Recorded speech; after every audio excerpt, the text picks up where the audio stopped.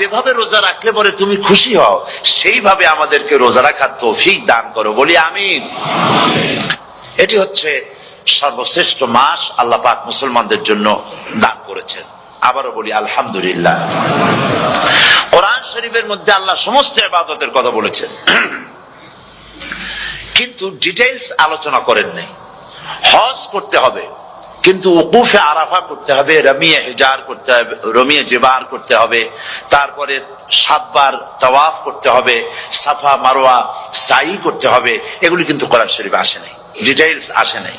নামাজ পড়তে হবে, কিন্তু জোহরে কয় রাকাত, আসরে কয় রাকাত, মাগরিবে কয় রাকাত, এই রাকাতগুলি কিভাবে বিন্যস্ত করতে হবে কোরআন শরীফে তা আসে নাই, বর্ণনা করা হয়নি।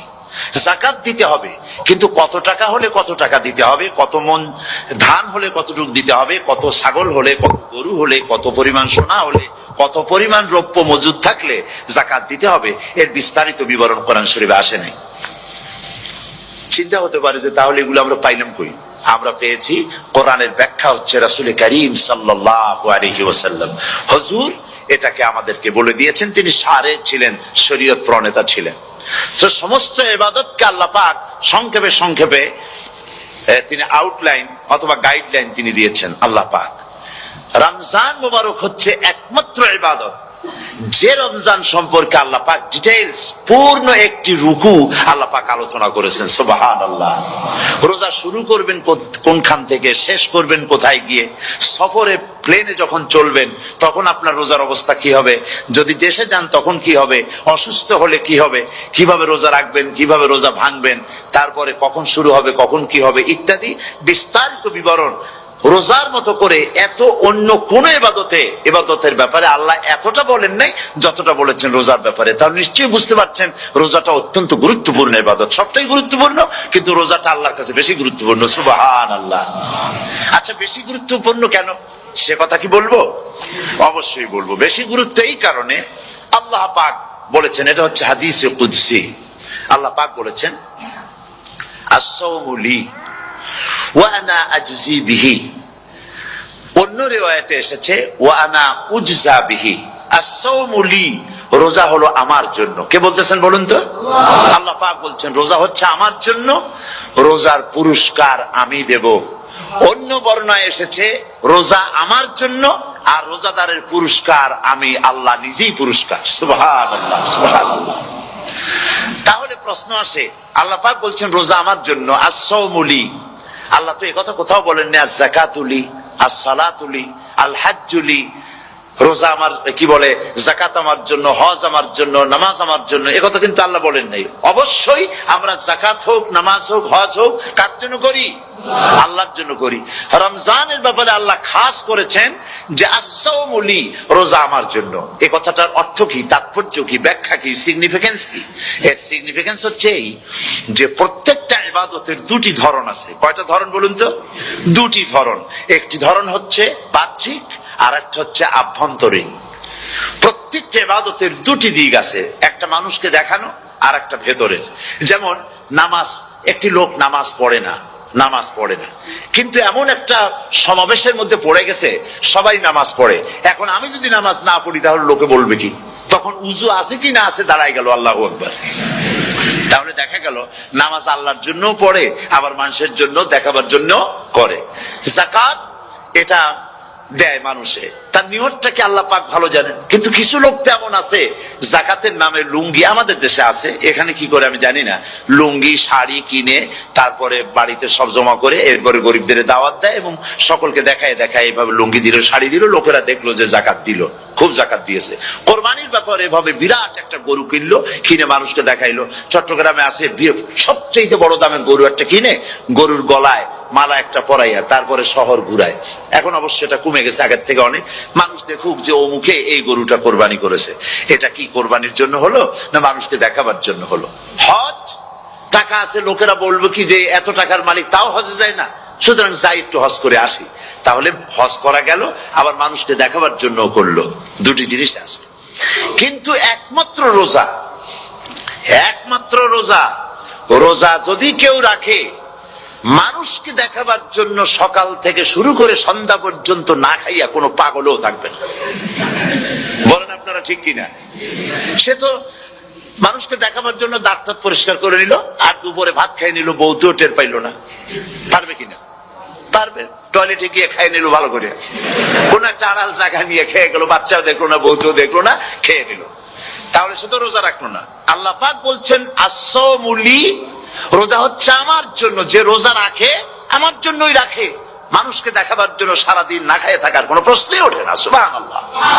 সুতরাং রোজা যে রাখলো সে আমার জন্যই রাখলো। ওয়া আনা আজজি বিহি, রোজার পুরস্কার আমি আমার হাত দিয়ে দেব। সুবহানাল্লাহ, আমার হাত দিয়ে দেব।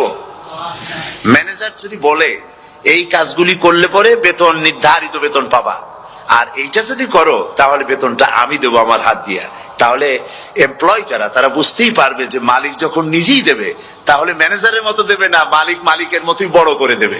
তো আল্লাহ পাক ফেরেশতাদের কাছে এটা রাখেন নাই, সব নাকি তোমরা লেখো গিয়া, আর রোজার সওয়াব আমার হাত দিয়ে আমি দেব। সুবহানাল্লাহ।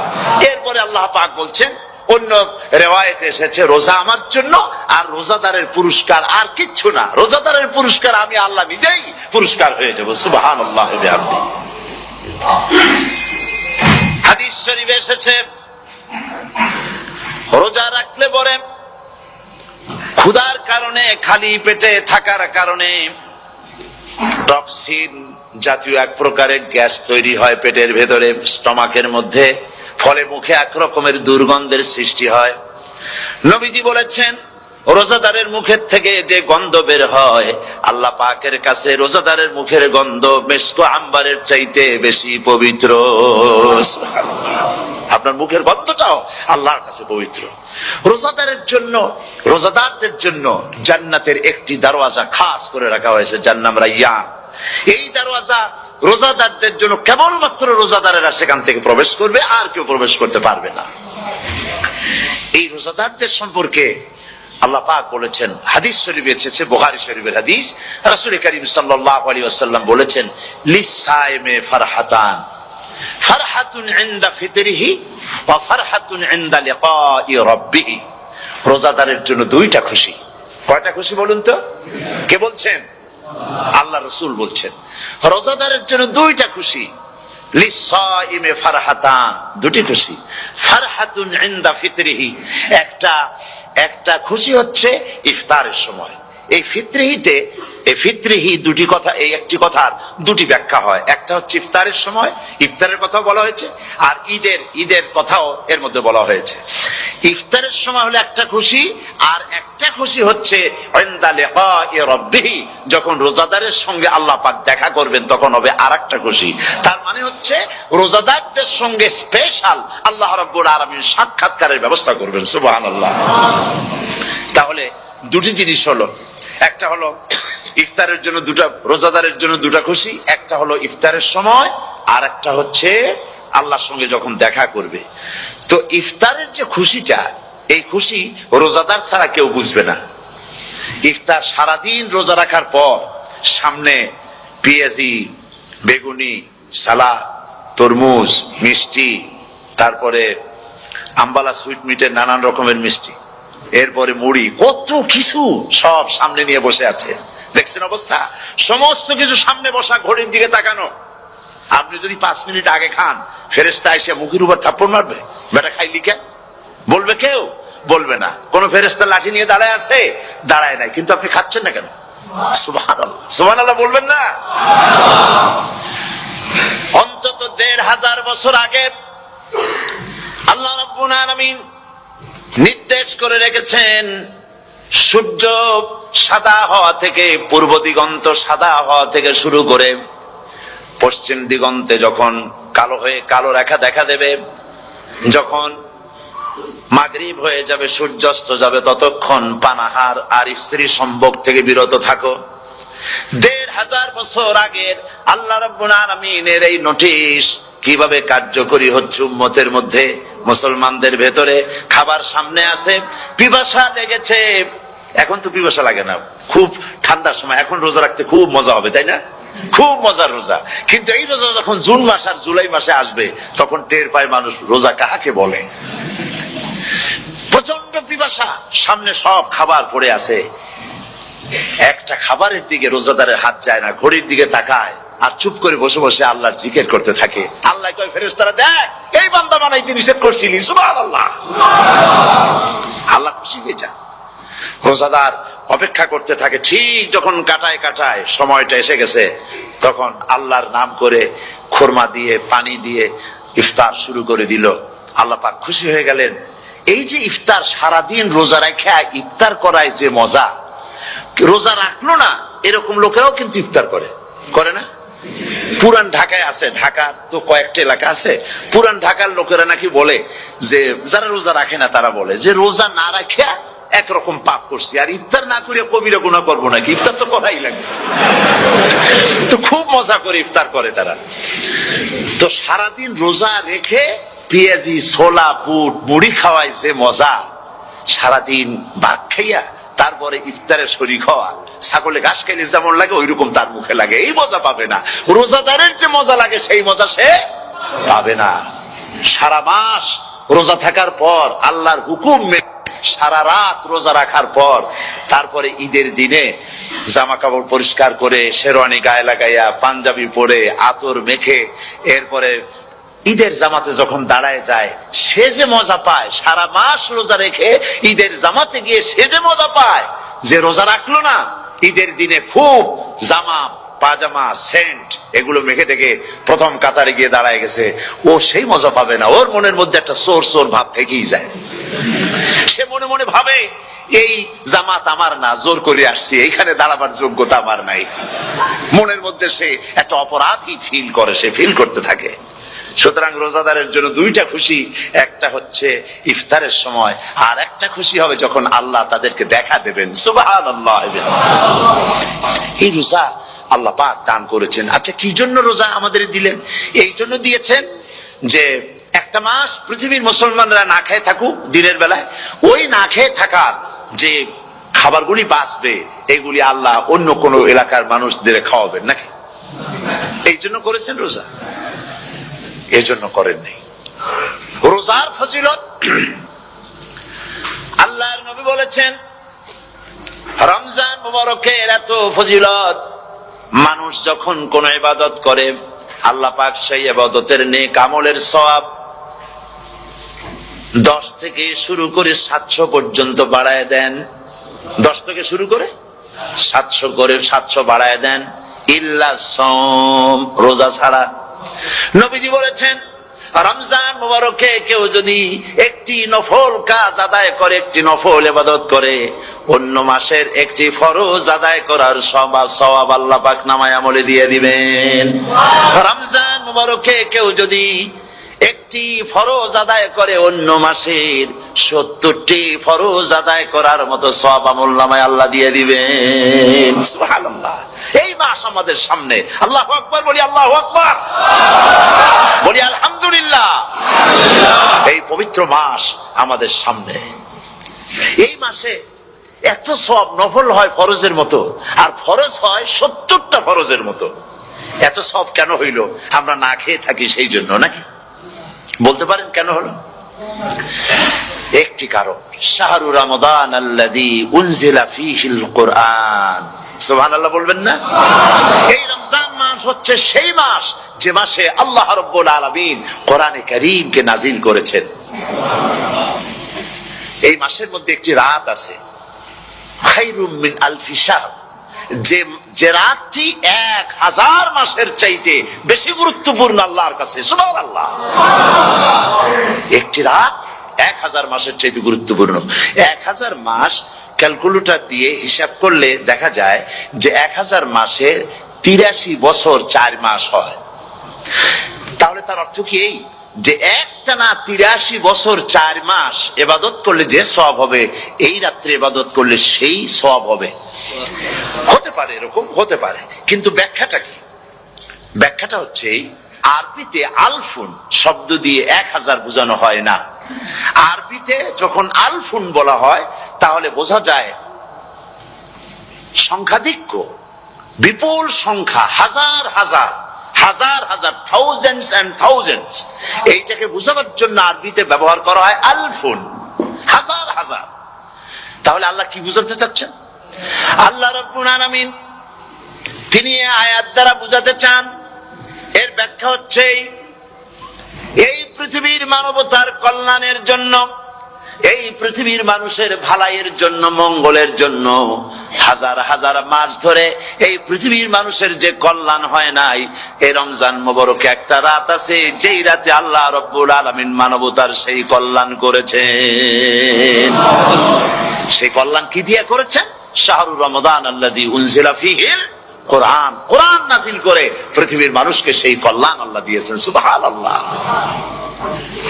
বন্ধুগণ, কোরআন, কোরআন কি নিয়ামত আমাদের কাছে! সেই নিয়ামতকে আমরা চিনলাম না, আমরা বুঝতে পারলাম না কত বড় নিয়ামত আল্লাহ আমাদের দান করেছে। এই কোরআন যেন আপনি শুনতে পারেন, পড়তে পারেন, বুঝতে পারেন, সেই জন্য আল্লাহ রাব্বুল আলামিন শরিয়াত কি সুন্দর ব্যবস্থা করেছে। কোরআন শোনার জন্য রমজান মুবারকে তারাবিহের নামাজের ব্যবস্থা করা হয়েছে। সুবহানাল্লাহ, সুবহানাল্লাহ।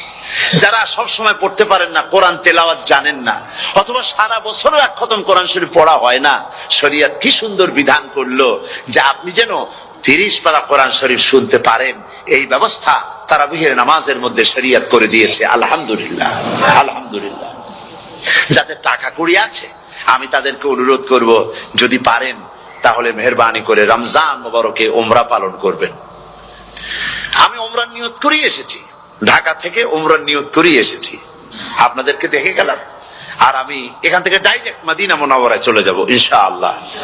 লাইলাতুল কদর পর্যন্ত হারামাইনুশ শরীফাইনে কাটাতে চাই, নিয়ত করেছি। আপনারা দোয়া করুন আল্লাহ যেন কবুল করেন। কি মজা যখন আপনি হারামাইনুশ শরীফাইনে যখন তেলাওয়াত শুনবেন, আপনার কাছে মনে হবে যেন কোরআন শরীফ নাজিল হতেছে। সুবহানাল্লাহ। সেখানে তো নামাজের পরে হাত তুলে মুনাজাত করা হয় না, শুধুমাত্র রমজান মুবারকে বেতেরের নামাজের মধ্যে ইমাম সাহেব হাত তুলে মুনাজাত করেন। গত বছর রমজান মুবারকের লাইলাতুল কদরে আমি ছিলাম, গত কয়েক বছর ধরে আল্লাহ যাওয়ার তৌফিক দিয়েছেন দয়া করে। সেখানে লাইলাতুল কদরে পত্রিকাগুলি লিখেছে 30 লাখের উপরে লোক ছিল মক্কা শরীফের হারাম শরীফে, 30 লাখের উপরে। যখন তেলাওয়াত হচ্ছে, মুনাজাত করতেছেন ইমাম সাহেব কাঁপতেছেন, মোনাজাত করতেছেন, কাঁদতেছেন, আর গোটা হারাম জুড়ে কান্নার রোল পড়ে গিয়েছে। কিভাবে কাঁদতেছেন! সারাদিন মানুষ রোজা রেখে তারপরে ইফতার করতে যখন বসে, আমি সেই জান্নাতের কথা কেমনে আপনাদের বুঝাবো? রসগোল্লা কেমন লাগে বক্তৃতা দিয়ে 6 ঘন্টা বক্তৃতা দিয়েও বোঝানো যাবে না। যদি মুখের মধ্যে ঢুকাইতে পারি তাহলে বুঝবেন যে মজাটা কি। এটা তো আমি বুঝাইতে পারবো না কি মজাটা লাগে। সারাদিন রোজা রাখার পর সমস্ত লক্ষ লক্ষ মুসল্লিরা বসে আছে মক্কা শরীফে, কাবা শরীফ সামনে, এখানে বসে আছে। রোজাদারের সামনে আছে জমজমের পানি আর মদিনা মুনাওয়ারার খুরমা। আল্লাহর ঘর সামনে, জান্নাতের থেকে আর কাকে বলে! সুবহানাল্লাহ। আর মসজিদে নববীর ভিতরে মদিনার আকর্ষণ কাশাস আলাদা। মদিনা শরীফের আপনাকে যদি পাইয়া যায় কোন আরব, কোন মাদানী, আপনারা ছাড়বি না, আদর করে পাশে বসাবে, তোমারে আমি এই জিনিস খাওয়াবো, এইটা দিয়ে ইফতার করাবো, আমার কাছ দিয়ে তুমি উঠতেই পারবে না, আপনাকে জোর করে বসায় দিবে। মসজিদে নববীতে রিয়াদুল জান্নাহ রাসূল করিম সাল্লাল্লাহু আলাইহি ওয়াসাল্লামের কবর শরীফের কাছে বসে আপনি ইফতার করতেছেন, কত বড় নসিব! সেই জন্য আমি বলি, হলিডে করার জন্য আমেরিকা, সিঙ্গাপুর, হাবিজাবি এই সমস্ত ঘুরে কোনো লাভ নাই। হলিডে করতে চান, রমজান মুবারকে চলে যান হারামাইনুশ শরীফাইন, মদিনা আল মুনাওয়ারা, মক্কা আল মুকাররমা। কপাল খুলে যাবে, জিন্দেগীর সমস্ত গুনাহ খাতা আল্লাহ পাক maaf করে দিবেন। রাসূল করিম সাল্লাল্লাহু আলাইহি ওয়াসাল্লাম বলেছেন, রমজান মুবারকে যে উমরা করলো সেজন্য হজ আদায় করলো। সুবহানাল্লাহ। অন্য রিওয়ায়াতে এসেছে, যে ব্যক্তি রমজান মুবারকে উমরা করলো সেজন্য আমার সাথে হজ আদায় করলো। সুবহানাল্লাহ। তো বলতেছিলাম যে কোরআনে কারীম হচ্ছে একটি বিরাট নিয়ামত। এই নিয়ামত শোনানো হয় রমজান মুবারকে। আমি এবার এসে খুব খুশি হলাম একথা শুনে যে ইস্ট লন্ডন মসজিদ তারা একটা ব্যবস্থা করেছে, সুন্দর একটা রেডিও তারা আবিষ্কার করেছে। না কি করছেন আপনারা? ট্রান্সমিটার তৈরি করেছেন। ওনারা ওখানে রেডিও বিক্রি করেন। আপনারা বহুটা খরচ করেছেন, তারা হাজার হাজার পাউন্ড খরচ করে টাওয়ার বানিয়েছেন এবং একটা ফ্রিকোয়েন্সি তারা নিজেরা নিয়েছেন, আর রেডিওগুলি 125 পাউন্ড করে ওনারা দিচ্ছেন খরচ হিসেবে। এটা যারা নিয়ে যায় ঘরের মধ্যে বসে তারাবিহের তেলাওয়াত তারা শুনতে পাবেন। মহিলারা অনেক সময় আসতে পারেন না, মহিলারা ঘরে বসে শুনতে পারবেন। ওই ইস্টলন্ডন মসজিদে যত ওয়াজ হবে, তেলাওয়াত হবে, নামাজ হবে, আজান হবে, ওয়াজ হবে, জিকির হবে, সব আপনার ঘরে বসে আপনি শুনতে পারবেন। আল্লাহ রাব্বুল আলামিন এই ইকদামকে, এই পদক্ষেপকে আল্লাহ কবুল করুন, সবাই বলেন আমিন। এবং প্রত্যেকের ঘরে ঘরে এই রেডিও পৌঁছে যাক, আমরা বলি আমিন। আল্লাহ যেন কবুল করেন। আপনি ঘরে বসে মসজিদের সমস্ত প্রোগ্রাম পেতে পারবেন। আর কি সুন্দর সেখানে যিনি তেলাওয়াত করেন, আজান দেন, আলহামদুলিল্লাহ, তার আজান শুনলে পরে তো মনে হয় যে আমি মক্কা শরীফে চলে গেছি, মদিনায় চলে গেছি। আর তেলাওয়াতও কত সুন্দর, আলহামদুলিল্লাহ। আল্লাহ তার প্রতি রহম করুন, আমরা বলি আমিন। সুতরাং বলতেছিলাম যে এই পবিত্র রমজানুল মুবারক, এটি কি, জিনিসটা কি, জিনিসটা বুঝাবার জন্য আমি বলি, যেমন এই ঘড়িটা এটা কেনার পর 2-1 বছর পর এটা ফাস্ট হয় অথবা কি হয়, স্লো হয়ে যায়। তখন এটাকে সারার জন্য আমরা হসপিটালে দেই। হসপিটাল মানে লন্ডন হসপিটাল না, ঘড়িরও হসপিটাল আছে। তো ঘড়ির হসপিটালে দিলাম, ওরা এটাকে দেখে শুনে ওয়াইলিং করে টরে দিল ঠিক মতো। একবার যদি ঠিক করে দিল, আবার আমার 1-2 বছর চললো, আর কোনো ডিস্টার্ব করবে না, ঠিক কিনা? আপনার গাড়ির ইঞ্জিন যদি কোন রকমের অসুবিধা করে, তাহলে গাড়ির ইঞ্জিনকে ওভারহোলিং করতে হয়, ইঞ্জিন ডাউন দিতে হয়। একবার যদি ইঞ্জিন ডাউন দিলেন, ওভারহোলিং করলেন, তাহলে আপনার এই গাড়ি 5-6 বছরের জন্য আর হাত দিতে হবে না। এই কথাগুলি বুঝতে পারছেন কিনা? সারা জীবন, সারা মাস অন্যায় করার পরে, গুনাহ করার পরে মানুষের অন্তঃকরণে কালিমা লেগে যায়। আল্লাহ রাব্বুল আলামিন রমজান মোবারকের একটা ব্যবস্থা করেছেন, ইঞ্জিন ওভারহোলিং এর মতো, ইঞ্জিন ডাউন দেওয়ার মতো। আপনার কালকে, আপনার আত্মাকে, আপনার বিবেককে, আমার বিবেককে পরিষ্কার করার জন্য রমজান মাস করে দিয়েছেন। রমজান মোবারকের একটি মাসের কোর্স যদি কমপ্লিট করা যায়, তাকওয়া দিয়া যদি ভরে দেওয়া যায়, তাহলে বাকি 11 মাস আরামসে চলবে, কোনো অসুবিধা হবে না। নবীজি বলেছেন, রমজান মুবারকের মাস আসার সঙ্গে সঙ্গে আল্লাহ রাব্বুল আলামিন তিনি জান্নাতের সমস্ত দরজাগুলি খুলে দেন, আর জাহান্নামের সব দরজাগুলি আল্লাহ রাব্বুল আলামিন বন্ধ করে দেন। সুবহানাল্লাহ। আর শয়তানকে শৃঙ্খল দিয়ে বেঁধে ফেলা হয়, শিকল দিয়ে শয়তানরা বান্ধা হয়ে যায়। এই হাদিসটা যখনই শোনাই বিভিন্ন জায়গায়, লোকেরা বিভিন্ন জায়গায় প্রশ্ন করে, হুজুর কোন তো যে শয়তানরে বান্ধিয়ে হয়, কিন্তু রমজান মাস হতো লোকেরা মদ খায়, মিথ্যা কথা কয়, তাহলে শয়তান বান্ধা থাকলো কেমনে? আমি বলি, দেখেন, এর ব্যাখ্যা আছে। এর ব্যাখ্যা হলো এই, কোন কোন ঘড়ি আছে একবার চাবি দিলে 6 মাস চলে, আর একবার চাবি দিলে 2 বছর চলে, আবার চাবি দিলে লাইফ চলে যায়। এরকমের ঘড়িও আছে। কোন কোন মানুষের শয়তানে এমন চাবি দিছে যে চাবিতে 6 মাস চলে, কোনটায় 10 মাস চলে, কোনটায় বছর চলে। রোজার মাসেও যারা গুনাহ করে, শয়তানে এমন চাবি দিছে যে রোজার মাসেও বন্ধ হচ্ছে না। এরা শয়তানের খপ্পরে পড়ে গেছে। আল্লাহ এই চাবি থেকে মুসলমানদেরকে হেফাজত করুন, বলি আমিন। জোরে বলেন আমিন। শয়তান থেকে পানাহ কেউ দিতে পারে না, কোন গভর্নমেন্ট পারবে না। ব্রিটিশ গভর্নমেন্ট পারবে নাকি? American government? কেউ পারবে না। শয়তান থেকে পানাহ দিতে পারে কেবলমাত্র কে? ওই আল্লাহ রাব্বুল আলামিন আমাদেরকে শিখায় দিয়েছেন, শয়তানের ওয়াসওয়াসা থেকে আমার কাছে পানাহ চাও। আউযু বিল্লাহি মিনাশ শাইতানির রাজীম। বিতাড়িত মরদুদ শয়তানের ওয়াসওয়াসা থেকে পানাহ চাই, আল্লাহর কাছে পানাহ চাও। আল্লাহ পাক বলেন, আমি পানাহ দিতে পারি শয়তানের ওয়াসওয়াসা থেকে। শয়তান থেকে আশ্রয় একমাত্র সিকিউরড, নিরাপত্তা পেয়েছেন আল্লাহ পয়গম্বরেরা। সুবহানাল্লাহ। আম্বিয়া আলাইহিমুস সালাম, তারা আল্লাহ কর্তৃক নিয়ন্ত্রিত। শয়তানের ক্ষমতা নাই পয়গম্বরদের কাছে যাওয়া। চতুর সীমানার ভেতরে শয়তান প্রবেশ করে কোন নবীকে ওয়াসওয়াসা দিতে পারবে না, বলি সুবহানাল্লাহ। এই জন্য শয়তান থেকে বেঁচে যাওয়া, শয়তানের ওয়াসওয়াসা থেকে বাঁচা খুবই কঠিন। সেই জন্য আল্লাহ পাক বলছে, শয়তানকে বেঁধে রাখা হয়, জান্নাতের সমস্ত দরজা খোলা, জাহান্নামের সমস্ত দরজা বন্ধ হয়ে যায়। এই নিয়ামতের মাস আমাদের সামনে। প্রত্যেকটি যখন কোন ওয়ার্কশপ হয়, তো ওয়ার্কশপের জন্য এক একটা কি বলে সিলেবাস থাকে। রমজান মুবারক একটা ওয়ার্কশপ। এই ওয়ার্কশপের মধ্যে একটা সিলেবাস আছে, সেই সিলেবাসের নাম হচ্ছে কোরআন। কোরআন, কোরআন। কোরআন নাজিলের মাসে আমরা কি কোরআন তেলাওয়াত করি? বলেন। রোজা হচ্ছে, হাদিস শরীফের মধ্যে বলা হয়েছে আস-সাওমু জুন্নাহ, রোজা হচ্ছে ঢাল। রোজা কি কন্ত? ঢাল বোঝেন তো? ঢাল কি? প্রোটেক্টর। আপনি জিহাদের ময়দানে, যুদ্ধের ময়দানে নিরাপত্তার জন্য, বাইরের থেকে আক্রমণকে ফিরাবার জন্য কি ব্যবহার করেন? ঢাল ব্যবহার করেন। রোজা হচ্ছে ঢাল, শয়তানের সমস্ত আক্রমণ থেকে বাঁচার জন্য রোজা হচ্ছে ঢাল। রোজার দিনে কেউ যদি আপনার সাথে ঝগড়া করে, তাহলে রাসূল বলেছেন তুমি বলো, তুমি ঝগড়ায় প্রবৃত্ত হবে না। তোমার সাথে যদি কেউ ঝগড়া করে, তুমি বলবে ইন্নী সাইম, আমি রোজাদার। আমি তোমার মতো ঝগড়া করতে আমিও পারি, আমি তোমার মতো গালাগালি দিতে পারি, কিন্তু আমি দেব না, ঝগড়াও করব না, গালিও দেব না, মারামারিও করব না, কারণ আমি রোজাদার। সুবহানাল্লাহ। রোজা আপনাকে গুনাহ থেকে বাঁচায় দেবে। দেখেন রোজা কিভাবে গুনাহ থেকে বাঁচায়। মিথ্যেবাদী, মিথ্যেবাদী সারাক্ষণ মিথ্যে কথা বলে, কিন্তু রোজার মাস আসছে। এখন মিথ্যাবাদী যারা, তাদের ঘনিষ্ঠ লোকদের কাছে শুনেছি যে তারা বলে, যদি কোনো লোক দিনের বেলা আইসা যায় আর এমন কথা, যে কথা বলতে গেলে মিথ্যা বলা ছাড়া উপায় নাই তার জন্য, সে তখন বলে ভাই তুমি তো অসময় আসছো, এখন আমি খুব ব্যস্ত, আই এম ভেরি বিজি, তুমি রাত্রে আসো। কথা বুঝতে পেরেছেন তো? রোজা হচ্ছে কি? রোজাটা কি বলে? ঢাল। কোন মেয়ে লোকের দিকে চোখ পড়লো, আহা আমি তো রোজাদার, চোখকে সাথে সাথে নিচে নামায় ফেললো। গানের আওয়াজ আসলো, আমি তো রোজাদার, সে গানটা শুনলো না। কাজী সমস্ত গুনাহ থেকে বাঁচার জন্য রোজা একটা বিরাট হাতিয়ার। সুবহানাল্লাহ।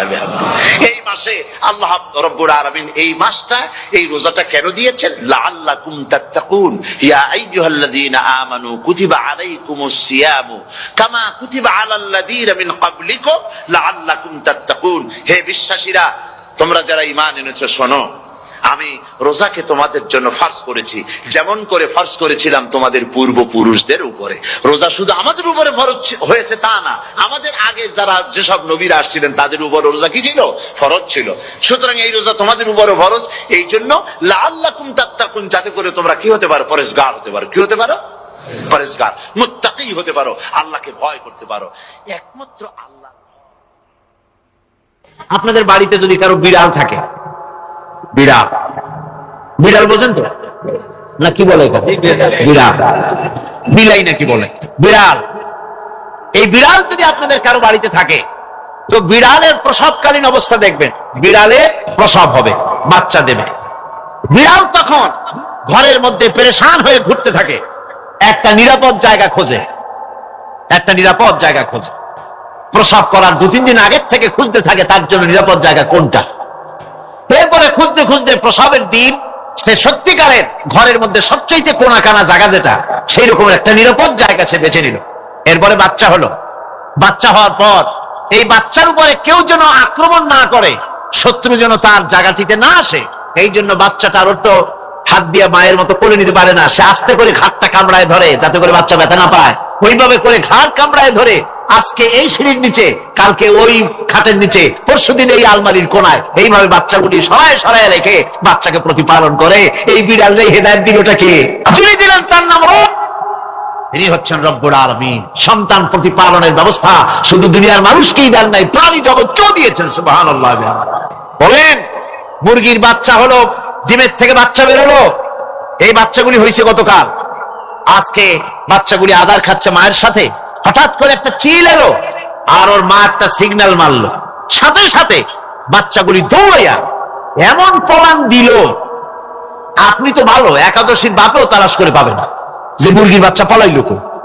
এখন ওই বাচ্চাটিকে এই সিগন্যাল সম্পর্কে কে অবহিত করলো যে এরকম একটা আওয়াজ শুনলে, এটা ভীতির আওয়াজ, এটা সাইরেন, এটা বিপদ সংকেত, এটা ডেঞ্জার সিগন্যাল, এটা শুনলে দেখলে তাড়াতাড়ি করে আত্মগোপন করবা। কেটে গেল, কেটে গেল, আল্লাহ পাক শিখাইছে। এখন এক শ্রেণীর বুদ্ধিজীবী তারা আবার উল্টা কথা কয়। তারা বলে কি?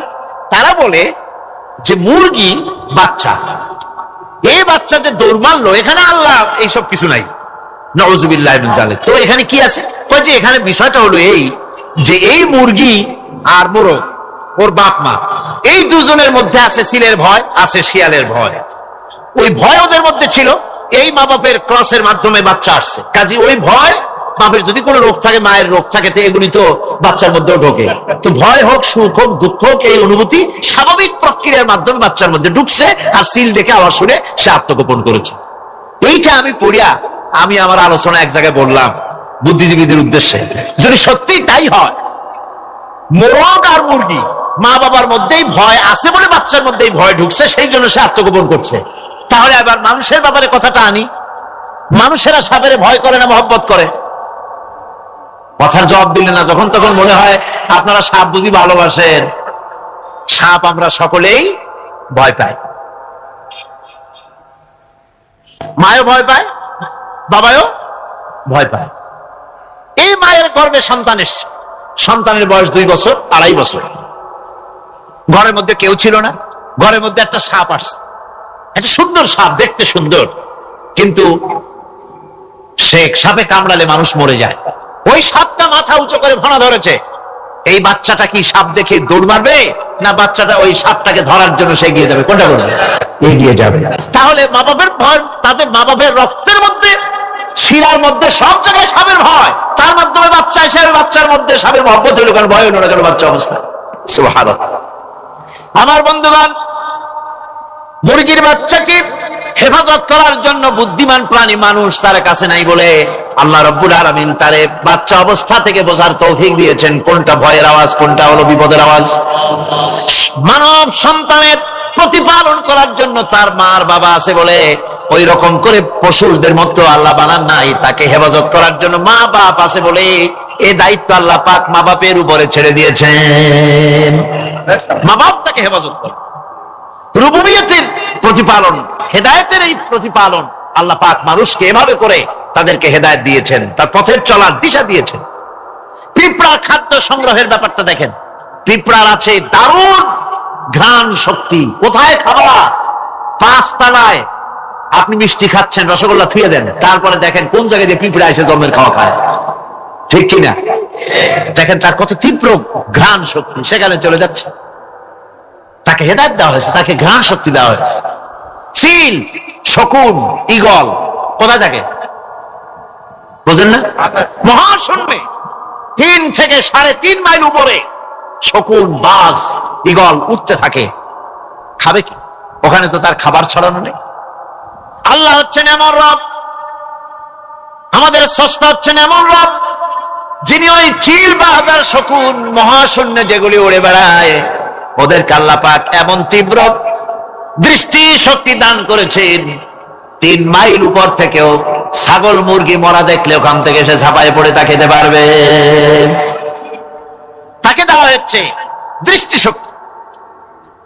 এরকম করে যার যা প্রয়োজন, সমস্ত প্রয়োজনগুলি আল্লাহ মিটাচ্ছেন। এরই নাম হচ্ছে রুবুবিয়তে ইলাহি। এটাই হচ্ছে আল্লাহ পাক রব, এটা তার অসংখ্য প্রমাণ।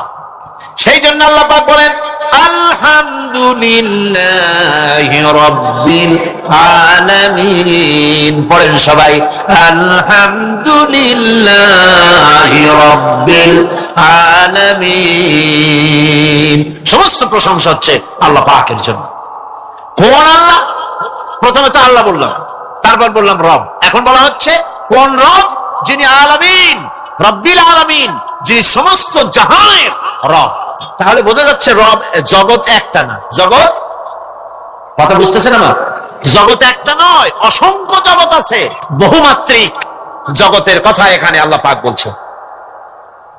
আমি এই জন্য বলি যে কোরআন হচ্ছে বিজ্ঞানের উৎস। কোরআন বিজ্ঞানের কি?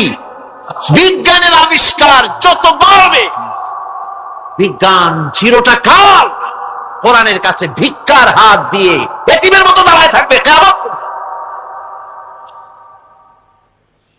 আজ পৃথিবীর বিজ্ঞানীরা বলছেন জগৎ সম্পর্কে, আমরা মনে করছি পৃথিবীটাকে, আমাদের কাছে জগৎ 2টা। কয়টা জগৎ? একটা জগৎ হলো এইটা, ইহজগৎ আর পরজগৎ, এছাড়া আর কিছু জানি না। এই 2টাই জগৎ আমাদের কাছে। এখন দেখেন বিজ্ঞানীরা কি বলছে। বিজ্ঞানীরা বলছেন সৌরজগতে শুধু আমাদের সৌরজগৎটাই শেষ না, অসংখ্য সৌরজগৎ আছে মহাশূন্যে, অসংখ্য সৌরজগৎ। পৃথিবীর প্রতি 4 বিলিয়ন মানুষ যদি এক একটা সৌরজগৎ দখল করে, তাতেও সৌরজগৎ শেষ হবে না। আরো সহস্র সহস্র বিলিয়ন বিলিয়ন সৌরজগৎ আরো ফাঁকা পড়ে থাকবে। এত সৌর জগৎ আল্লাহ সৃষ্টি করেছেন। এই মহাশূন্যে বহুমাত্রিক জগতের কথা আল্লাহ পাক এখানে বলেছেন। এই পৃথিবী একটা জগৎ, এই মাটির তলে আছে আর এক জগৎ, সমুদ্রের ভিতরে আছে পানির তলার আর এক জগৎ। আর মহাশূন্য যে কি তা আপনার মাথায় শূন্য হয়ে যাবে চিন্তা করতে করতে। এই জন্য বিজ্ঞানীরা, বড় বড় বিজ্ঞানী, এরা কিন্তু নাস্তিক হয় না। বর্তমান বিজ্ঞানীরা চিন্তা করে গবেষণা করে খেয়ে হারিয়ে ফেলছে মহাশূন্যকে দেখে। যেখানে আছে গ্যালাক্সি, যেখানে আছে মিল্কি ওয়ে, যেখানে রয়েছে অসংখ্য তারকা, এই পৃথিবীটা মহাশূন্য আল্লাহ যেভাবে তৈরি করেছেন সেই তুলনায় এই পৃথিবী একটা মার্বেলের চাইতে খুব বেশি একটা বড় কিছু হওয়া বলে মনে হয়। পৃথিবী যদি হয় একটা মার্বেলের মতো, তাহলে আমরা যে মানুষ, আমাদের অস্তিত্ব কোথায় চিন্তা করেন। এবার মহাশূন্যে চলেন। মহাশূন্য সে কি বিশাল মহাশূন্য! একটা তারকা থেকে আর একটা তারকায় যদি যেতে হয় তাহলে সহস্র সহস্র বিলিয়ন বছরের দরকার হবে। কি বছর? এই দুনিয়ার বছর না, আলোকবর্ষ, লাইট ইয়ার। আলো চলে প্রতি সেকেন্ডে কত? 1,86,000 মাইল। এই 1,86,000 মাইলের সেকেন্ড, এর মিনিট, এর ঘন্টা, এর দিন, এর মাস, এর বছর, এই আলোকবর্ষ। সহস্র সহস্র আলোকবর্ষ পার হয়ে যাবে এক তারকা থেকে আর এক তারকায় পৌঁছানো সুকঠিন। এ ধরনের অসংখ্য তারকা আল্লাহ পাক তৈরি করে রেখেছেন। সূর্য হচ্ছে পৃথিবীর চাইতে 13 লক্ষ গুণ বড়। এরকম সূর্য বিজ্ঞানীরা এখন বলছে, আগে বলতো 1 কোটি সূর্যের চাইতে বড় তারকা, এখন বলতেছে এই রকমের পৃথিবীর চাইতে 13 লক্ষ গুণ বড় যে সূর্য, এরকম 3 কোটি সূর্য খাইয়ে ফেলাইতে পারে। এরকম সহস্র সহস্র তারকা এক একটা গ্যালাক্সির ভিতরে আল্লাহ পাক তৈরি করে গেছেন। এখন মনে হচ্ছে যে এই তারকাগুলি বড় না, এই তারকাগুলির চাইতে আবার বড় জিনিস কি, সেটাকে বলা হয় ব্ল্যাক হোল। সেটাকে বলা হয় ব্ল্যাক হোল, অন্ধকার কূপ। ব্ল্যাক হোল আবার ম্যানহোল বুঝবেন না, কিন্তু ম্যানহোলের ঢাকনা চুরি হয় যেমন। তবে একটা দৃষ্টান্ত আপনি বুঝতে পারেন, রাস্তায় রাস্তায় যেমন অসংখ্য ম্যানহোল আছে, ওই রকম করে মহাশূন্যে অসংখ্য ব্ল্যাক হোল আছে, একটা দুইটা না, অসংখ্য। এই ব্ল্যাক হোল আবার দেখা যায় না, অদৃশ্য ব্ল্যাক হোল। এই ব্ল্যাক হোল গুলো কি? এগুলি কোরআনে কারীমের মধ্যে আল্লাহ পাক বলেছেন, ফালা উকসিমু বিমাওয়াকিন নুজুম, ফালা উকসিমু বিমাওয়াকিন নুজুম, শপথ সেই পতন স্থানের যেখানে নক্ষত্র সমূহ ধ্বংস হয়ে যায়, ধ্বংসপ্রাপ্ত হয়, কসম সেই স্থান সময়ের। সুবহানাল্লাহ। এই অন্ধকার কূপের, এই অন্ধকূপের কসম করছেন আল্লাহ পাক। সে অন্ধকূপটা কি? সেই ব্ল্যাক হোলটা কি? সেই ব্ল্যাক হোল হচ্ছে ওই যে তারকার কথা বললাম যে সূর্য খাইতে পারে, 3 কোটি সূর্য খাইতে পারে, এই রকমের তারকাগুলি ঘুরতে ঘুরতে কোন এক কারণে যখন সে ব্ল্যাক হোলের রেঞ্জের মধ্যে এসে যায়, তখন ব্ল্যাক হোল ওকে এমন ভাবে চুষে হজম করে ফেলে যেমন বাচ্চা চকলেট চুষা খাইয়া ফেলায়। এরকম ব্ল্যাক হোলগুলি অত বড় তারকাগুলি খাইয়া চুষা শেষ করে ফেলে যায়। সুবহানাল্লাহ বিহামদিহি। বিজ্ঞানীরা বলেছেন, আমাদের এই পৃথিবীটা, আল্লাহ না করুন কখনো, আমাদের এই পৃথিবীটা যদি কোনো ব্ল্যাক হোলের আওতায় পড়ে, ওর রেঞ্জে আসে, তাহলে মাত্র 2 সেন্টিমিটারের মধ্যে পৃথিবীটা তার ঘনত্ব লাভ করে ব্ল্যাক হোলের মধ্যে অদৃশ্য হয়ে যাবে, হারায় যাবে, অস্তিত্ব থাকবে। আল্লাহ পাক, আশ্চর্য লাগে আমার, বিজ্ঞানের বইপত্র যখন পড়ি আমার কাছে আশ্চর্য লাগে। 1400 বছর আগে নবী কোন বিজ্ঞানাগারে পড়াশোনা করেন নাই, কোন সায়েন্স নিয়ে রিসার্চ করেন নাই। সেই নবীর মুখ থেকে এমন বিজ্ঞানময় কোরআন আল্লাহ বের করালেন, যা আজকের পৃথিবীর মডার্ন যুগের বিজ্ঞানীরা কোরআনের কাছে এতিম হয়ে দাঁড়ায় আছে। পৃথিবীর কোন বিজ্ঞানী বলতে পারবে না যে কোরআনে কারিমের অমুক আয়াতটা আনসাইন্টিফিক, এটা হাদিস আমাদের বিজ্ঞানের সাথে মিল খায় না, এমন কথা বলতে পারবে না। বরং কোরআন সার্টিফাই করবে তোমার এই বক্তব্য, তোমার এই থিওরি মোস্ট আনসাইন্টিফিক। কোরআন বলবে, ওরা বলতে পারবে না যে আয়াতটা আনসাইন্টিফিক।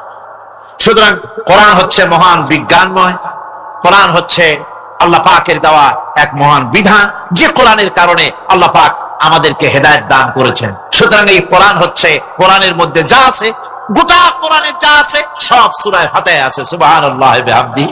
আল্লাহ পাক বলছেন আলহামদুলিল্লাহি রাব্বিল আলামিন। মুহাব্বতের সাথে পড়েন সবাই, আলহামদুলিল্লাহি রাব্বিল আলামিন। সমস্ত প্রশংসা, যাবতীয় প্রশংসা সে আল্লাহ পাকের, যিনি তামাম জাহানের পালনেওয়ালা রব। মানুষের সব প্রয়োজন তিনি মিটিয়েছেন। মানুষের জীবন ধারণের জন্য সব থেকে বড় প্রয়োজন পানি। সবচেয়ে বড় প্রয়োজন কি? পানি। জোরে কোন কি? পানি। জীবনের জন্য পানি এবং আর্দ্রতা, এই দুটি জিনিস অপরিহার্য, এছাড়া জীবন বাঁচবে না। আমরা দেখতে পাই সমুদ্র ভরা পানি মজুদ আছে। লক্ষ্য করেন, সমুদ্র ভরা পানি মজুদ আছে, নদী খাল বিল ভরা পানি মজুদ আছে, কিন্তু এটাই তো যথেষ্ট নয়। রব হচ্ছেন তিনি, যিনি এই বিশাল বিশাল পানির মজুদ থেকে বাতাসকে যিনি বলেন, যিনি প্রতিনিয়ত বাষ্পীয় আকারে পানিগুলিকে সমুদ্র থেকে উত্থিত করেন, পানিগুলিকে উত্থিত করেন মহাকাশী। আল্লাহ পাক বলেন আল্লাহুল্লাযী আরসালার রিয়াহা ফাতুসিরু সাহাবা। বাষ্প হয়ে পানিগুলি আকাশে উত্থিত হয় এবং মহাকাশে যাওয়ার পর এই পানিগুলি, লবণাক্ত পানিগুলি আল্লাহর মেশিনে সেগুলি মিষ্টি হয়ে যায়। জোরে কোন সুবহানাল্লাহ। পানিগুলি মিষ্টি হয়ে গেল। ওই মিষ্টি পানি আল্লাহ রাব্বুল আলামিন নাজিল করে দিলেন। এবার বৃষ্টি কণা কণা হয়ে পড়লো, ফোঁটা ফোঁটা বৃষ্টি।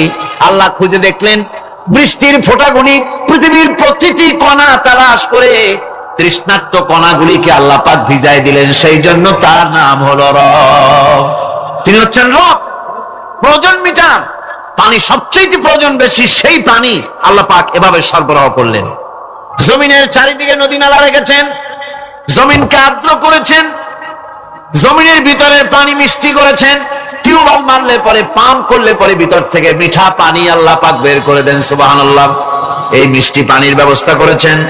এরপরে তিনি ওই আল্লাহ পাক মিষ্টি পানির ব্যবস্থা করে বৃষ্টির মাধ্যমে পৃথিবীতে ফসল উৎপাদনের ব্যবস্থা করে দিলেন। পাক কোরআনে কারীমের মধ্যে বলেছেন ওয়াজআলনা মিনাল মাই কুল্লা শাইইন হাই। পানি দ্বারাই আমি সব বস্তুকে সজীব রাখি। বৈশিষ্ট্যের দিক থেকে পানির রয়েছে অনেক গুণ, আশ্চর্য গুণ। পৃথিবীর ৭৫% হচ্ছে পানি। আকাশ থেকে অর্থাৎ চাঁদ থেকে যখন চাঁদে ভ্রমণকারীরা যখন ছবি তুলেছে, তো সেই ছবিতে ব্লু রং এসেছে বেশি, সবুজ এসেছে কম। সবুজ হলো গাছপালা, আর ব্লু হচ্ছে পানি। সমুদ্রের পানির রং হচ্ছে নীল। মানুষের শরীরের ভিতরে ৬০% পানি, গাছের মধ্যে রয়েছে পানি। পানি ছাড়া পৃথিবীর বাঁচার কোনো পথ নাই। আবার দেখেন, প্রচন্ড শীতের কারণে, ঠান্ডার কারণে যেসব এলাকায় তাপমাত্রা হিমাঙ্কের নিচে এসে যায়, সেই সব দেশে সমুদ্রের পানি আর দরিয়ার পানিগুলি বরফ হয়ে যায়। এই বরফ যখন হতে থাকে, তখন পানি তার নিজের তাপকে নিচের দিকে ছুটতে থাকে।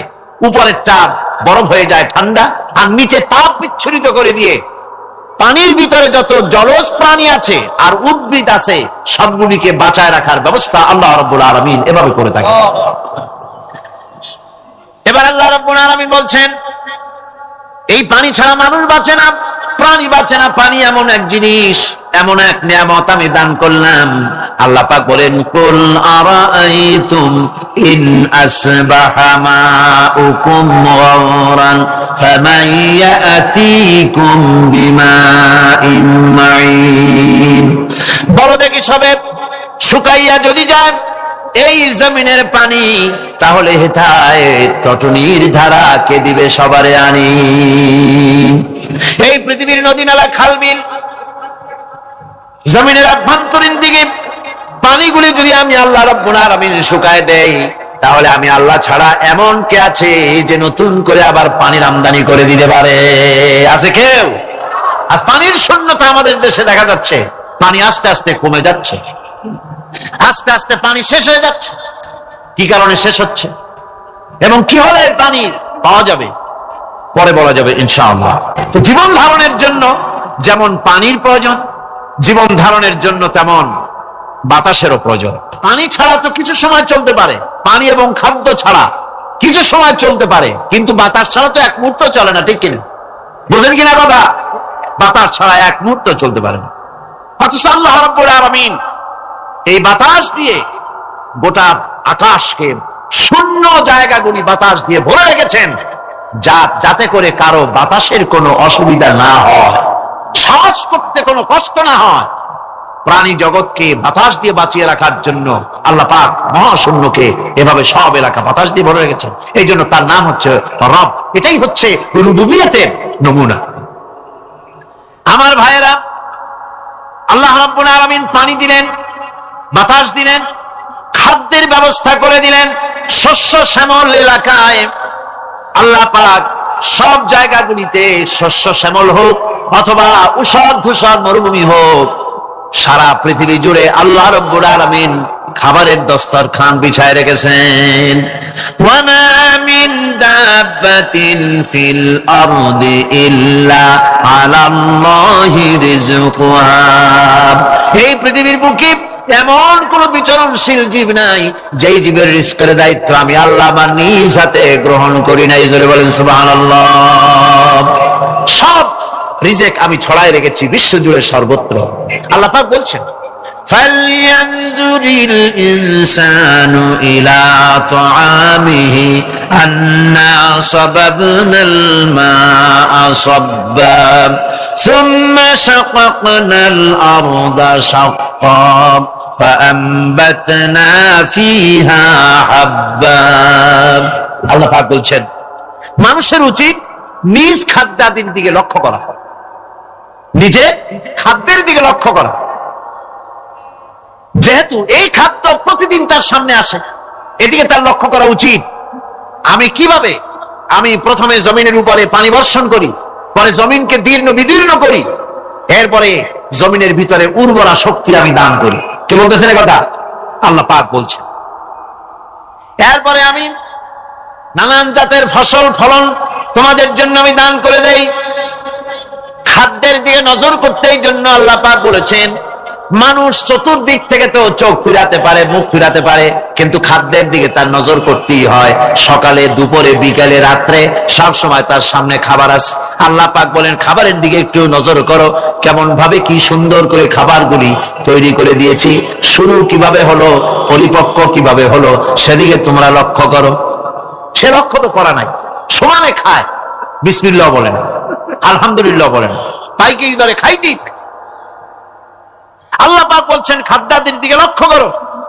এই যে চাউল তোমরা খাচ্ছ, আটা খাচ্ছ, গম খাচ্ছ, মাছ খাচ্ছ, গোশ খাচ্ছ, তাম পৃথিবীর সমস্ত বিজ্ঞানীরা একত্রিত হয়ে একটা চাউল বানাইতে পারবে? জোরে কোন পারবে? না পারবে। পারবে প্লাস্টিকের চাউল খাবেন আর কলেরা হয়ে মরবেন। পৃথিবীর সমস্ত বিজ্ঞানীরা একত্রিত হয়ে একটি চাউল বানাতে পারবে না, একটা ডিম বানাতে পারবে না। পারবে একটা ডিম বানাতে? পারবে না। বিজ্ঞানীদের প্রশংসা আমরা করি, হ্যাঁ করি, বিজ্ঞানীরা অনেক কিছু বিশ্বকে উপহার দিয়েছে, কিন্তু মূল রবের কাছে আমরা যাই না, তাকে চিনতেও পারি না, সেখানে যাই না। বিজ্ঞানীরা কি করেছে? আল্লাহর বানানো জিনিসগুলি তারা ডিজাইন করেছে। ডিজাইন করতে তো নিষেধ নাই, আর ডিজাইন করাই যায়, সৃষ্টি করতে পারে না। বিজ্ঞানীরা সৃষ্টি করে নাই, ডিজাইন করেছে। কিরকম? আল্লাহ পাক চাউল তৈরি করেছেন। চাউল তৈরি করেছে কে? বলেন না সবাই। এখন আপনারা সেই চাউল দিয়ে পিঠা বানান, পায়েস বানান, সেই চাউল দিয়ে বাবা পিঠা, আরো কি যেন খায় চট্টগ্রামে, রস দিয়া, ওটাকে কি কর? দই পিঠা নাকি ধোঁয়া পিঠা। সেইভাবে করে আপনি ডিজাইন তৈরি করছেন। আটা দিচ্ছে, আল্লাহ পাক আটা তৈরি করেছেন, গম দিয়েছেন, এই আটা দিয়ে গোলগোল্লা তৈরি হচ্ছে, এর দ্বারা রুটি তৈরি হচ্ছে, এর দ্বারা অসংখ্য রকমের সিমাই টিমাই ইত্যাদি দিয়ে, লাচ্ছা সিমাই, নানান রকমের সিমাই আপনি ডিজাইন করার অসুবিধা নাই। আল্লাহ তৈরি করা কাঠ দিয়ে ফার্নিচার তৈরি হচ্ছে, টেবিল হচ্ছে, চেয়ার হচ্ছে, গোষ্ঠী শুদ্ধ হচ্ছে। আল্লাহ তৈরি করা লোহা দিয়ে মাইক হচ্ছে, স্ট্যান্ড গান হচ্ছে, ব্রেন গান হচ্ছে, তারপরে প্লেন হচ্ছে। তাহলে আমি বলতে চাইলাম, বুঝাতে চাইলাম, সমস্ত জিনিস এর স্রষ্টা কে? যারা বলেন কে? বিজ্ঞান শুধু এগুলিকে এক জায়গায় করে অ্যাসেম্বল করছে, এগুলিকে এক জায়গায় করে এক একটা রূপ দিয়েছে। এখানে বিজ্ঞানের কৃতিত্ব আছে ঠিক, কিন্তু আপনারাই বলেন লোহা যদি আল্লাহ তৈরি না করতেন এই মাইক তৈরি হতো, রাইফেল তৈরি হতো? আর রাইফেল যদি নাই হতো তাহলে কারাগারের বন্দীগুলো মারতেন কি দিয়ে? রাইফেল যদি না হতো যুদ্ধ করতেন কি দিয়ে? ঠিক কিনা? যত মারামারি ইত্যাদি যা কিছু হচ্ছে, তো শুধু মারামারির জন্যই তো আল্লাহ লোহা বানান নাই।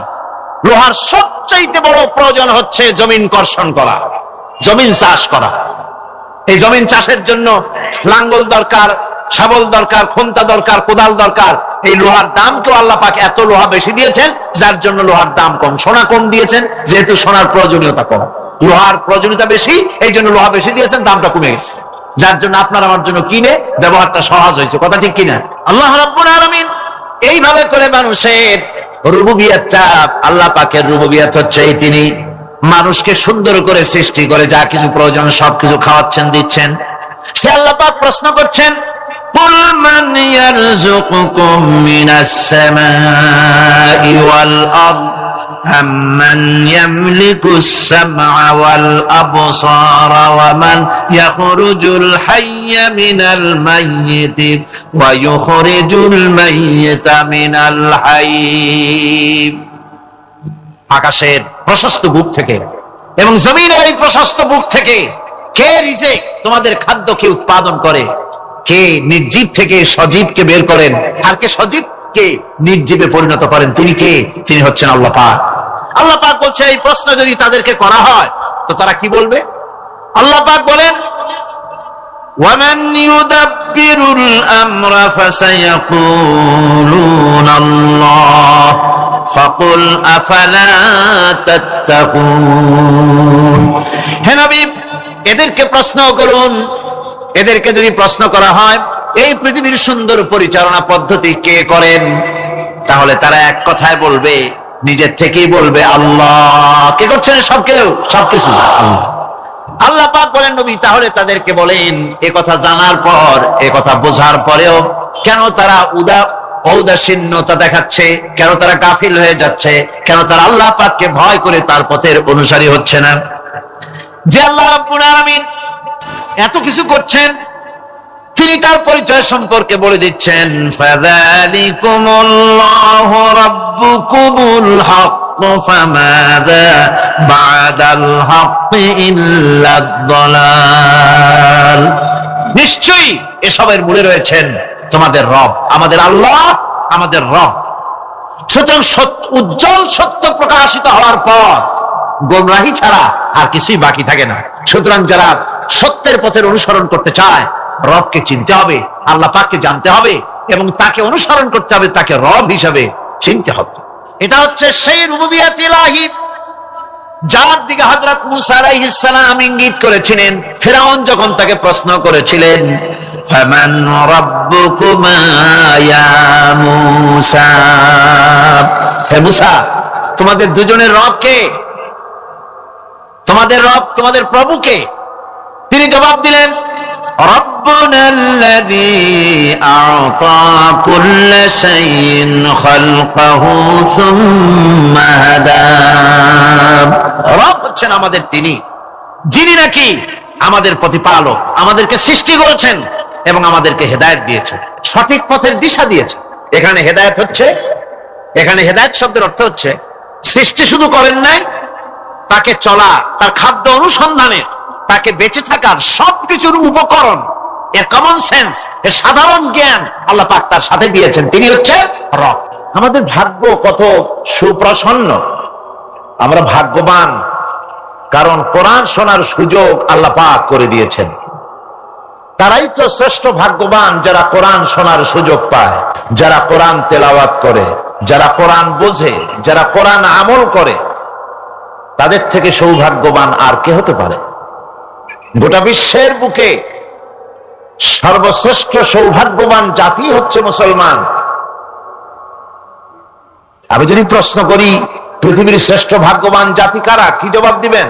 কারণ কোরআনে কারীম এ জাতির কাছে অবিকৃত অকৃত্রিম উপায় এ জাতির কাছে মাহফুজ আছে, যা বিশ্বের কোন জাতির কাছে তাদের ধর্মীয় কিতাব অবিকল ভাবে নাই। এদিক থেকে আমরা সৌভাগ্যবান জাতি। আবার যদি প্রশ্ন করি, এই পৃথিবীর ভিতরে হতভাগ্য জাতি কারা, আপনারা কি জবাব দিবেন? জানেন না বোধহয়। হতভাগ্য জাতিও এই মুসলমান।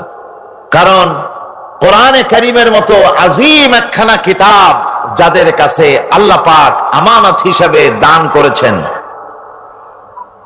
এই কোরআনে কারীম থেকে যারা হেদায়েত নিতে পারল না, উপকৃত হতে পারল না, কোরআন দিয়ে ভাগ্যের পরিবর্তন করতে পারল না, ভাগ্যকে সুপ্রসন্ন করতে পারল না, তাদের চাইতে হতভাগ্য, তাদের চাইতে দুর্ভাগা পৃথিবীতে আর কে হতে পারে? আজ পৃথিবীতে যদি আমরা তাকাই তো দেখতে পাবো সব থেকে বেশি মার খাচ্ছে মুসলমানেরাই। দুনিয়ার যেদিকে তাকান সেদিকেই মুসলমানেরা নির্যাতিত, নিগৃহীত, মার খাচ্ছে, ক্ষুধায় কষ্ট পাচ্ছে, লাঞ্ছিত, নিগৃহীত হচ্ছে। তাহলে তার অর্থ কি এই ধরে নেওয়া হবে যে কোরআন থাকবে যে জাতির কাছে, সে জাতি পৃথিবীতে সবচাইতে লাঞ্ছিত, নিগৃহীত, অবহেলিত হবে, মার খাবে, ক্ষুধা দারিদ্র তাদেরকে পেয়ে বসবে, তারা শ্বাস করার সময় পাবে না? এটাই কি ধরে নিতে হবে? না, বরং আল্লাহ রাব্বুল আলামিন কোরআনে কারীমের মধ্যে বলেছেন, তাহা মা আনজালনা আলাইকাল কুরআনা লিতাশকা। হে নবী, কোরআনে কারীম আমি আপনার প্রতি অবতীর্ণ করেছি এই জন্যে যে কোরআন আপনার ভাগ্যকে সৌভাগ্যে পরিণত করে দেবে, আপনাকে সৌভাগ্যবান বানাবে। কোরআন আপনার ভাগ্যকে বিলম্বিত করবে, পর্যদস্ত করবে। আপনি ভাগ্যহারা হবেন, হতভাগ্য হবেন, এই জন্য তো কোরআন দেয়নি। কোরআন দিয়েছি ভাগ্যকে চমকায় দেওয়ার জন্য। যে কোরআন এলো, কোরআনের ধারক বাহকদের ভাগ্যের উন্নতির জন্য সেই জাতি আজ কোরআন হারা হয়ে, কোরআন ছাড়া হয়ে পৃথিবীতে লাঞ্ছিত, অবমানিত। কোরআনই পারে একটা জাতিকে সঠিক পথ প্রদর্শন করতে। কোরআন পারে একটা জাতির আকীদা, বিশ্বাসকে দৃঢ় করে দিতে, বদ্ধমূল করে দিতে। সত্যিকারের মানুষ বানাতে পারে কোরআন। মানুষ বানাতে পারে কে? কোরআন। আমি এই জন্য মাঝে মধ্যে বলি, এই পৃথিবীতে যদি কোরআন না আসতো, এই পৃথিবীতে যদি নবী না আসতেন, এই পৃথিবীতে যদি আল্লাহ নবী না পাঠাতেন, কোরআন না দিতেন, কিতাব না দিতেন, ইসলাম না দিতেন, শুধু মানুষ পৃথিবীতে বাস করত, তাহলে এই বিশ্বের সমস্ত মানব মণ্ডলী যেখানে বাস করত, এই পৃথিবীটা মানুষের পৃথিবী বলা চলতো না। এই পৃথিবী হতো একটা পশুর বিচরণ ক্ষেত্র। কোরআন মানুষকে মানুষ বানিয়েছে। লাইসাল বিররা আন তুওয়াল্লু ওয়ুজুহাকুম কিবালাল মাশরিকি ওয়াল মাগরিবি ওয়ালাকিন্নাল বিররা মান আমানা বিল্লাহি ওয়াল ইয়াউমিল আখিরি ওয়াল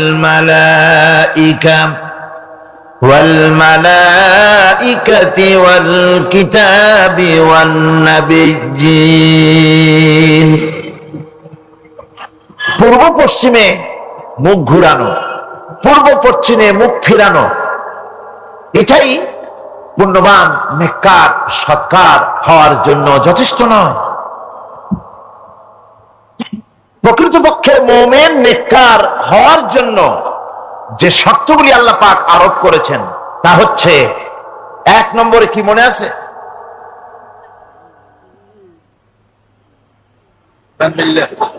এত আস্তে আস্তে বলতেছেন, মনে হয় আপনি নিজেও শুনতেছেন কিনা তাও সন্দেহ।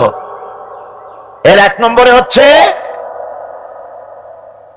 কিছু আবার চালাক লোক আছে, তারা সহজে কোনো কথার জবাব দেয় না। তারা ভাবে যে জবাব না দেওয়াই বুদ্ধিমানের কাজ, কোনটা বলে কোন প্যাচে পড়ি। আল্লাহ পাক আমাদের জেহেন শক্তি, স্মৃতি শক্তি যেন বৃদ্ধি করে দেন, বলেন আমিন। আমরা যেন যা কোরআন হাদিসের শুনি তা যেন মনে রাখতে পারি, যা খারাপ কথা শুনি তা যেন ভুলে যাই, যা ভুল কথা শুনি তা যেন ভুলে যাই, আর যা হক কথা তা যেন মৃত্যু পর্যন্ত আল্লাহ স্মরণ রাখার তৌফিক দেন। এর প্রথম কথাই ছিল ঈমান বিল্লাহ, আল্লাহর প্রতি ঈমান। 2 নম্বরে ছিল পরকালে বিশ্বাস। এই দুটি কথা আমরা আলোচনা করে ফেলেছি।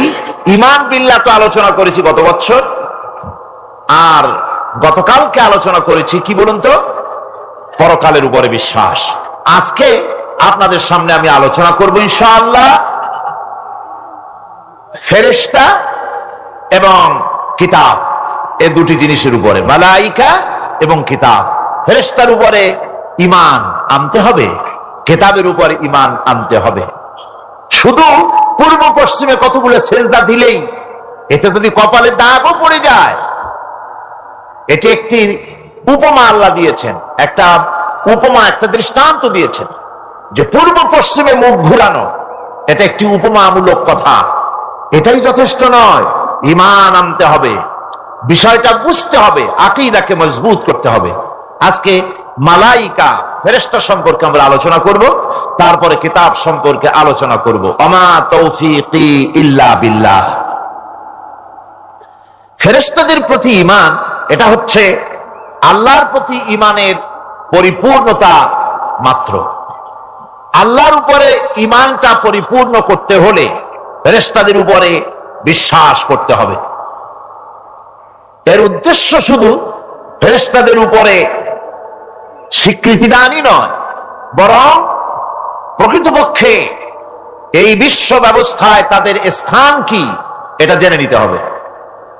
ফেরেশতারা হচ্ছে আল্লাহ রাব্বুল আলামিন তার আজ্ঞাবহ গোলাম, আল্লাহ পাকের, তারা হচ্ছেন দাস, আল্লাহ পাকের বান্দা, আমাদের মতোই। আমরা যেমন আল্লাহর গোলাম, ফেরেশতারাও আল্লাহর গোলাম। এই ফেরেশতা সম্পর্কে পৃথিবীর বিভিন্ন ধর্মের বিভিন্ন রকমের কনসেপশন আছে। এই ফেরেশতাদেরকে ইংরেজিতে অ্যাঞ্জেল বলা হয়, যার চরিত্র খুব ভালো ভালো লাগে, লোকেরা বলে অ্যাঞ্জেলিক ক্যারেক্টার, এটা ফেরেশতা ধরনের চরিত্র লোকটা, এরকম বলে থাকে। সুতরাং খ্রিস্টান হোক, ইহুদি হোক, আর হিন্দু হোক, যে কোনো জাতের লোক হোক, ফেরেশতায় তারা বিশ্বাস করে। আর এই ফেরেশতাদের উপরে তাদের বিশ্বাসটা হচ্ছে বিকৃত। কি ধরনের?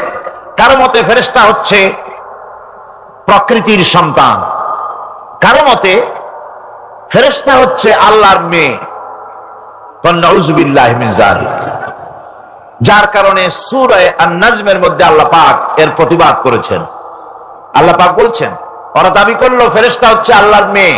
আল্লাহ পাক বলছেন, আলাকুমুদ যাকারু ওয়া লাহুল উনসা তিলকা ইযান কিসমাতুন দিজা। কি হে, তোমরা ছেলেগুলি নিজেদের জন্য নিয়ে নিলে আর মেয়েগুলি আমার ভাগে ফেলে দিলে, এটা কি ধরনের অসম বন্টন? ফেরেশতাকে তারা বলেছে আল্লাহর মেয়ে, আবার কেউ বলেছে ফেরেশতারা আল্লাহর ছেলে। তারপরে কেউ কেউ বলেছে ফেরেশতা হচ্ছে আল্লাহর মদদগার, আবার কেউ কেউ বলেছে ফেরেশতা হচ্ছে মানুষের অভিযোগ শ্রবণকারী, মানুষের প্রয়োজনকারী, প্রয়োজন পূরণকারী। এখন এসব ধারণা এবং বিশ্বাসের কারণে দুনিয়ায় শিরক এবং বিদআতের প্রচলন ঘটেছে। কোরআনে কারীম বিশ্ব ব্যবস্থায় ফেরেশতাদের অবস্থান কি সেটা পরিষ্কার করতে চায়, যাতে করে শিরকের সমস্ত দরজা বন্ধ হয়ে যায় আর তাওহীদের দরজা নির্ভেজাল ভাবে খুলে যায়। ইসলামের মূল বক্তব্যই হচ্ছে তাওহীদকে প্রতিষ্ঠা করা। কি প্রতিষ্ঠা করা? তাওহীদকে প্রতিষ্ঠা করা, আর শিরক আর বিদআতের শিকড় শুদ্ধ তুলে ফেলা। এটাই হচ্ছে ইসলামের মূল আইডিয়া। কোরআনের ভাষায় স্পষ্ট করে বলা হয়েছে যে ফেরেশতারা আল্লাহর মেয়েও নয়, আল্লাহর ছেলেও নয়, তারা হচ্ছে আল্লাহর বান্দা। বলুন তো ফেরেশতারা আল্লাহর কি? কোরআনে কারীমে রব্বুল আলামিন বলেন, وقالوا اتخذ الرحمن ولدا سبحانه بل عباد مكرمون। কাফেররা বলে দয়াময় কাউকে পুত্র বানিয়ে নিয়েছেন। পবিত্র সেই সত্তা যিনি, যার সম্পর্কে তারা এই বাজে কথাগুলি বলে, তার কোনো ছেলেও নাই, তার কোনো মেয়েও নাই। ফেরেশতারা তো তার সম্মানিত বান্দা মাত্র। ইবাদুম মুকরামুন, ফেরেশতা হচ্ছে সম্মানিত বান্দা। সুবহানাল্লাহি ওয়া বিহামদি। ফেরেশতারা হচ্ছে আল্লাহর কি শুধু বান্দা না, সম্মানিত বান্দা। কারণ ফেরেশতারা আল্লাহর সঙ্গে অবাধ্য হতে পারে না, তার কোন হুকুমকে অমান্য করার কোন অধিকার ফেরেশতাদের নাই। আল্লাহর ছেলেও নাই, আল্লাহর মেয়েও নাই। এ কথাটি ছোট্ট সূরার মধ্যে তাওহীদের একটা ক্লিয়ার কনসেপশন আল্লাহ পাক দিয়েছেন, ছোট্ট একটি সূরার ভিতরে। আমার কাছে মনে হয় যেন এই ছোট্ট সূরাটি মধ্যে এটা মনে হয় যেন একটি ঝিনুক, আর এর ভেতরে সমস্ত পৃথিবীর সমুদ্র আর মহাসমুদ্রের পানিগুলি ঢুকায় দেওয়া হয়েছে। ছোট্ট একটি সূরা তাওহীদকে এমন ভাবে প্রকাশিত হয়েছে এই সূরার মাধ্যমে, যা অন্য কোথাও এত পরিষ্কার আসেনি। আল্লাহ পাক সব জায়গায় বলেছেন, কিন্তু ছোট্ট সূরায় এক কথায় তাওহীদ প্রকাশিত হয়ে গেছে। কি? কুল হুয়াল্লাহু আহাদ।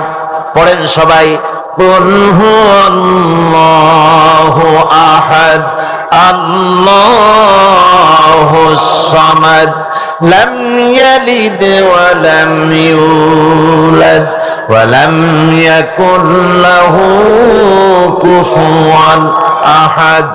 আল্লাহ রাব্বুল আলামিন বলেন, নবী আপনি বলুন, আল্লাহ এক এবং একক। তিনি বেনিয়াজ, কারো মুখাপেক্ষী তিনি নন। তিনি কাউকে জন্ম দেন নাই, তাকেও কেউ জন্ম দেয়নি। আকাশের জমিনে ওই আল্লাহ রাব্বুল আলামিনের সমকক্ষ কেউ নাই। তিনি এক এবং একক। এই ফেরেশতারা হচ্ছে তার অনুগত বান্দা। ফেরেশতারা আল্লাহ পাকের ছেলেও নয়, মেয়েও নয়। এক মুহূর্তের জন্য ফেরেশতারা চুপ করে বসে থাকে না। যার যে কাজ আছে সেই কাজ নিয়ে তারা ব্যস্ত আছে। তারা ওয়াজিফা পাঠ, তাসবিহ পাঠের মধ্যে ব্যস্ত থাকে। অগণিত অসংখ্য ফেরেশতা, কেউ তো সিজদায় পড়ে আছে, কেউ রুকুতে পড়ে আছে, কেউ নামাজে দাঁড়ায় আছে, কেউ তো তাসবিহ পাঠ করতেছে। কোরআনে কারীম বলছে, ইউসাব্বিহুর রা'দু বিহামদিহি ওয়াল মালাইকাতু মিন খিফাতিহি। আল্লাহ পাক বলেন, বিজদি প্রশংসার সাথে আল্লাহ পাকের গুণকীর্তন করেন, আর সমস্ত ফেরেশতারা আল্লাহকে ভয় করে ভীতির সাথে আল্লাহর তাসবিহ পাঠ করতে থাকে। সমস্ত ফেরেশতারা আল্লাহর তাসবিহ পড়ে। আপনাদের মনে আছে আল্লাহ পাক যখন হযরত আদমকে সৃষ্টি করবেন বললেন, ইন্নী জাইলুন ফিল আরদি খলিফা। ফেরেশতারা বলেছিলেন, নাহনু নুসাব্বিহু বিহামদিকা ওয়া নুকদ্দিসু লাক। আমরাই তো তাসবিহ পড়ি, আমরাই তো আপনার হাম করি, আপনার তাসবিহ পড়ি, সবকিছুই তো আমরা করি, পবিত্রতা ঘোষণা করি। এর দ্বারা প্রমাণিত হয় ফেরেশতারা সার্বক্ষণিক ভাবে আল্লাহর তাসবিহ পাঠের মধ্যে তারা রত আছে। সব সময় আল্লাহর জিকির আজগারের ভেতরেই তারা ডুবে আছে। وَلَهُ مَنْ فِي السَّمَاوَاتِ وَالْأَرْضِ وَمَنْ عِنْدَهُ لَا يَسْتَكْبِرُونَ عَنْ عِبَادَتِهِ وَلَا يَسْتَحْسِرُونَ। আসমান এবং জমিনে যা কিছু আছে এবং তার কাছে যা কিছু আছে সব আল্লাহর তাসবিহ পাঠে নিরত আছে। আর ফেরেশতারা তো বন্দিগি করছে আল্লাহ পাকের, আর কখনোই তারা অবদ্ধচারণ করে না, আর কখনো তারা আল্লাহ পাকের জিকির থেকে, তাসবিহ পাঠ থেকে তারা ক্লান্ত হয় না। কি হয়েছে? ঠিক হয়ে যাবেন সব। আল্লাহ পাক তাদের সম্পর্কে আবার বলেন, ইউসাব্বিহুনাল লাইলা ওয়ান নাহারা লা ইয়াফতুরুন। এই ফেরেশতারা রাত দিন তার প্রশংসায় পড়ে থাকে, কখনই শৈথিল্য প্রদর্শন করে না, কখনই আল্লাহর জিকির থেকে, তাসবিহ থেকে তারা বিরত থাকে না। এ ধারণার মধ্য দিয়ে কোরআনে কারীম মানুষকে স্পষ্ট করে বলছে যে ফেরেশতারা হচ্ছে আল্লাহর গোলাম, আল্লাহর বান্দা। তারা তোমাদের প্রয়োজন পুরা করতে পারে না, তারা তোমাদের ভাগ্যের কোনো উন্নতি করে দিতে পারে না, তারা আল্লাহর ছেলেও নয়, আল্লাহর মেয়েও নয়, এরা হচ্ছে আল্লাহর বান্দা। এই ফেরেশতাদের মাধ্যমে আল্লাহ রাব্বুল আলামিন আরেকটি কাজ নিয়ে থাকেন, তা হচ্ছে নবী এবং রাসূলদের কাছে এই ফেরেশতার মাধ্যমে আল্লাহ পাক বাণী প্রেরণ করেন। নবী রাসূলদের কাছে বাণী আনে কারা? আল্লাহর ফেরেশতা। এ কারণেই তাদের মাধ্যমে আল্লাহ পাক নবী রাসূলদের কাছে আল্লাহর বাণী পাঠান, যে এই ফেরেশতারা ওই বাণীর ভিতরে কোন রকম হ্রাস বৃদ্ধি করে না। তারা আল্লাহর অবাধ্য নয়, ওর মধ্যে তারা বাড়ায়ও না, তারা কমায়ও না, কোনো ক্ষমতা তাদের নেই। কোরআনে কারিমে আল্লাহ পাক বলছেন, ইন্নাহু লাকাউলু রাসূলিন কারীম জি কুওয়াতিন ইনদা যিল আরশি মাকিন মুতাইন সাম্মা আমিন। নিঃসন্দেহে এক সম্মানিত বার্তাবাহকের বর্ণনা, এক ফেরেশতার বর্ণনা। আরশ অধিপতির কাছে তিনি সম্মানিত। জিবরাইল আলাইহিস সালামের কথা বলা হচ্ছে। হযরতে জিবরাইল আমিন তিনি আল্লাহর কাছে সম্মানিত, অনুগত এবং তিনি বিশ্বাসী। আল্লাহ পাকের পক্ষ থেকে তিনি বাণী বহন করে নিয়ে আসেন, আর এর ভিতরে কোন রকম হ্রাস বৃদ্ধি করার কোন ক্ষমতা ফেরেশতার নাই। আল্লাহ পাক বলছেন, ওয়া ইন্নাহু লাতানজিরু রাব্বিল আলামিন নাযালা বিহির রূহুল আমিন। নিঃসন্দেহে এটা হচ্ছে রব্বুল আলামিনের পক্ষ থেকে অবতীর্ণ করা কিতাব, যা নিয়ে বিশ্বস্ত আত্মা অবতরণ করেছেন, অর্থাৎ হযরতে জিবরাইল আমিন। আল্লাহ পাক তাকে বিশ্বস্ত বলেছেন, শাদীদুল কুওয়া বলেছেন, প্রচন্ড ক্ষমতা তার, আল্লাহ পাক বলেছেন। এর থেকে জানা গেল যে ফেরেশতাদের প্রতি ঈমান শুধু আল্লাহর প্রতি ঈমানের জন্যই নয়, বরং কিতাবের প্রতি, নবীদের প্রতি ঈমান আনার জন্য ফেরেশতাদের প্রতি ঈমান আনা জরুরি। ফেরেশতাদের উপর ঈমান আনা কি জরুরি, অত্যন্ত জরুরি। ফেরেশতাদের উপর তৃতীয় আরেকটি কারণে ঈমান আনতে হয়, সেটা হচ্ছে আল্লাহ পাক তাদের মাধ্যমেই কাজগুলি করে থাকেন। ফেরেশতারা হচ্ছে আল্লাহ পাকের রাষ্ট্রীয় কর্মচারী, আল্লাহ পাকের স্টাফ। তাদের মাধ্যমে আল্লাহ কোথাও বৃষ্টি দেন, কোথাও রহমত পাঠান, কোথাও গজব দেন, কোথাও ভূমিকম্পের সৃষ্টি করেন, কোথাও জলোচ্ছ্বাস, কোথাও ক্ষুধা, কোথাও দারিদ্র ইত্যাদি। পৃথিবীর ভিতরে আযাব, গজব, শান্তি যা কিছু আল্লাহ পাক করতে চান, এই ফেরেশতাদের মাধ্যমেই তা করে থাকে। এক কথায় ফেরেশতারা হচ্ছে আল্লাহ পাকের রাষ্ট্রীয় কর্মচারী।